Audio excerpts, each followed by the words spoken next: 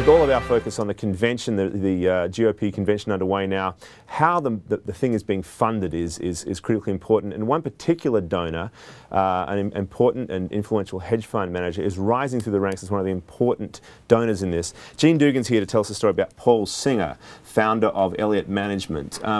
Really putting some big money behind both the GOP and particularly the convention, correct? Yeah, I think, you know, he's one of the biggest donors in the country now to the Republican cause, and people in his organization also give mainly Republican.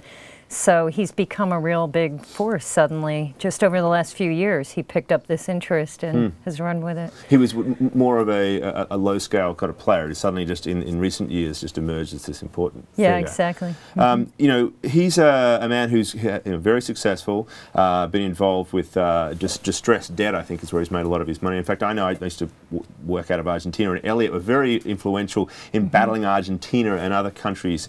I wonder, you know, this is obviously some speculation about what his interest is in this, and there may be some, you know, who knows, role for him in a future Romney administration if it were to come. You know, any thoughts on how that kind of philosophy, the philosophy that comes through his investing, might affect his Well, I've asked him interests? about that, and he, well, first of all, he says he doesn't really have an interest in a role in the administration, an official role. In terms of what he wants to get out of it, he says, you know, he just has seen the playing field get less and less fair in recent years. There are some financial institutions that are getting all this risk on their books, and he says, you know, the margin requirements aren't the same for some as it is for others.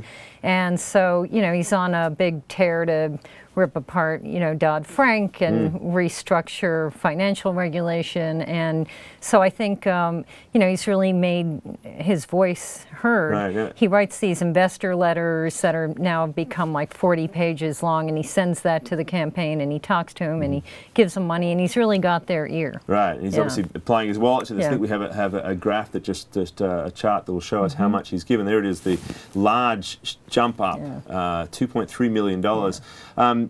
You know, it's interesting the way you were describing his interests, though. It does sound as if they're not necessarily in support of a classic financial services position. I mean, he doesn't seem like a guy who's necessarily out to back Wall Street. He does think there's too much leverage there, and he's also got an interesting position on gay rights, right? Well, yeah, I mean, he's donated more than $11 million in the past decade or so to gay marriage. He said, you know, after his son came out, he started thinking about this, and he's become one of the leading advocates on this cause. And it's interesting that he's aligned himself with the Human Rights Campaign, which has traditionally been a very democratic organization supporting Democrats on getting democratic issues on ballots. Now he's working with them to raise awareness about this, and he talks to Republicans about supporting this. And you know, he's only a recent convert to the Romney fandom, right? I mean, he didn't support him in 2008, I understand. He didn't support him in 2008, and then he approached Ryan a couple years ago and asked him to run, and said he would support him. And Ryan didn't run, obviously, and then he supported Christie, and then finally he said, all right, I'll embrace Romney, and he says, you know, he's come around to believing he'll be a very fine leader. But he also helped get Ryan on the ticket. Yeah, so at least one person with what they regard as their dream ticket, it would seem.